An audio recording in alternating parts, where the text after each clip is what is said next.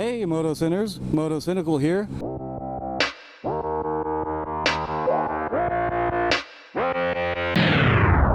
Today is the first ever MotoCynical MotoVlog. That's pretty important. That's pretty awesome in my opinion. I'm pretty excited.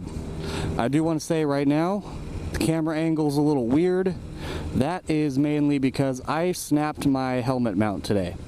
I was fiddling with it, I accidentally broke it. That's what you get for buying cheap stuff on Amazon. I have replacements at home, but I did not have anything with me. Luckily, I had a backup handlebar mount already mounted, just waiting to screw on. So, bear with me there. Wouldn't really be MotoCynical if everything went right? At least that's how I feel. That's what I think. Okay, so what I want to talk about today is lane splitting. I think a lot of the reason a lot of people hate lane splitting, it's a pretty divisive topic, especially here in California, being legal and whatnot. I think the main reason a lot of people hate lane splitting is because they don't understand it. So I kind of want to talk about that. We're not just selfish assholes. We are selfish assholes, but that's not all we are. So feel me out here as we lane split. Wow. It's almost like I planned this route accordingly. What I'm getting at here though is, wow, okay. Now that that's done, that ambulance was literally just driving into head-on traffic. That's sweet. No, so I think a lot of people don't understand lane splitting. Like, we don't just want to cut you in line. We don't just want to get to our destination faster or be an asshole or anything. It's less of an entitlement thing. Like, there is a little bit of that, I'll admit it. But overall, honestly, well, let me say it like this. So let's say I'm riding down the road here on this highway where there are tons of stoplights, tons of opportunities to lane split, and tons of opportunities to get stuck in traffic. So although you guys can't see it, gosh, this kills so much of my video. I hate this mount. Kills so many of my ideas. But although you guys can't really see it, like if I come up on this traffic here and I have to stop behind a car, I could potentially get squished between the car in front of me and the car behind me if there's a rear end collision. Another motorcyclist just came up beside me. Gosh, I wish I had my correct mount right now. I really do. So let's say I'm on this 45-mile-an-hour highway. I stop behind the car in front of me. The car behind me doesn't realize that we're stopped because they're on their cell phone or something. They come skidding to a stop if I'm lucky. If not, they just keep going until they hit us. Well, I am now pinned between 8,000 pounds of metal because your average passenger vehicle in the US is about 4,000 pounds. Some are much more, some are less. Yeah, so I'd get squished between 8,000 pounds of metal. I don't want that. Nobody wants that. If you want that, you're weird. Maybe it's a fetish, I don't know. I will kink shame you if you like getting crushed between 8,000 pounds of metal, okay? Back to the actual subject though. So, what's a good way to avoid getting squished between 8,000 pounds of metal? Well, getting in between 8,000 pounds of metal, to be honest. What do you mean, MotoCynical?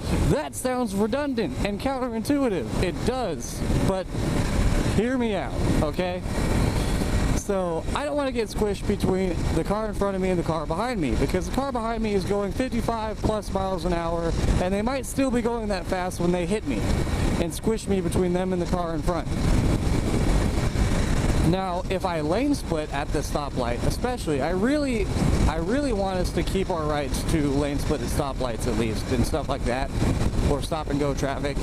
So let's say I lane split right there. Like, let's say I lane split at the stoplight. Now, I am between two stationary or near stationary vehicles.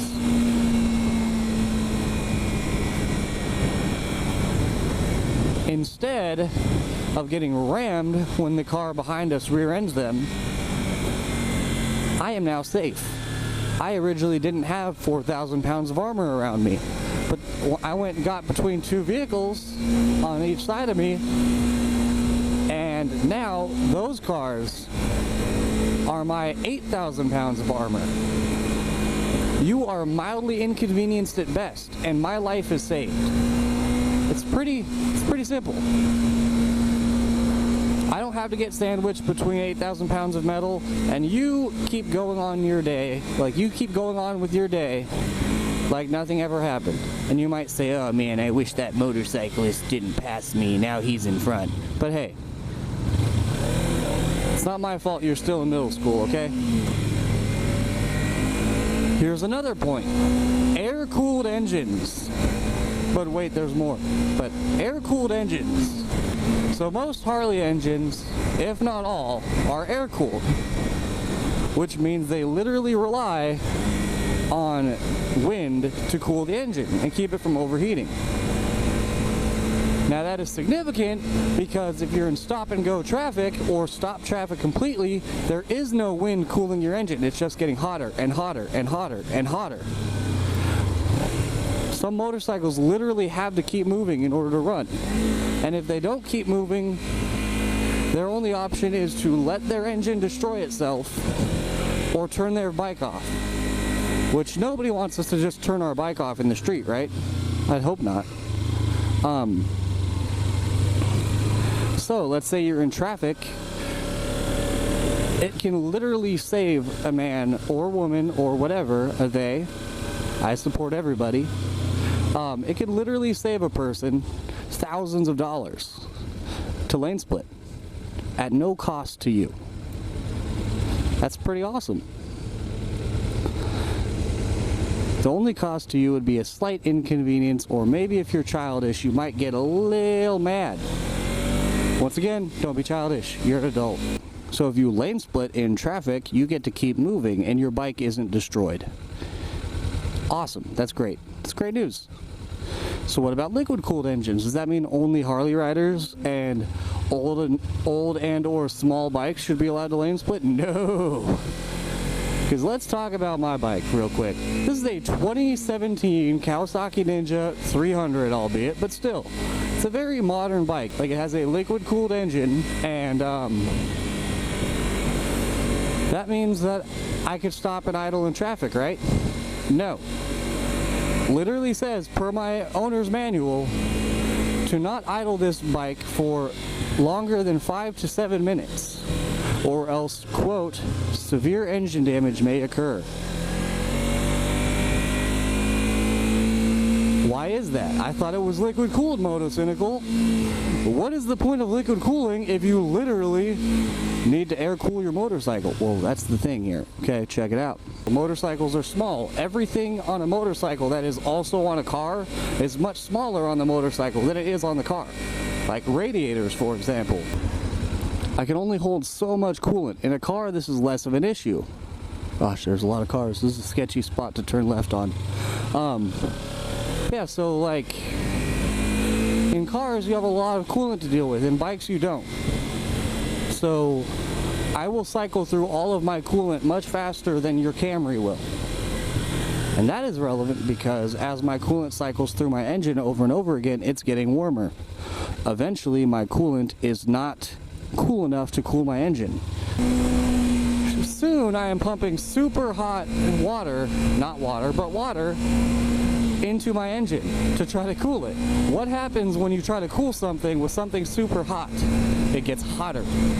And then eventually your engine in your liquid cooled motorcycle is also blown. It's overheated, it's blown, it's f***ed up, whatever. So soon your engine in your liquid cooled motorcycle is overheating. So air-cooled bikes need to lane split in traffic to avoid overheating and ruining their engines. Liquid-cooled bikes need to lane split in traffic to avoid overheating and ruining their engines. It's pretty simple. I'm not a lawyer, but to my understanding, lane splitting is only legal at like 35 miles an hour or less. Some people say 30 miles an hour or less. And you can't be going over 10 miles an hour faster than the traffic you're splitting. So honestly, that's pretty safe in my opinion. I do not support lane splitting at high speeds on the freeway. I have done that. And I'm glad I survived. I'm glad I didn't hurt myself or anybody else when I did. lane splitting unsafely is and should be illegal. And motorcyclists who do it should be punished. But they shouldn't be punished by these people who say that they want to open their door on us or something like that. They should be punished by the law. They should be punished by the police. I hate it when people say that they want to open doors on lane splitters, or when people swerve into us or whatever and close up our gap.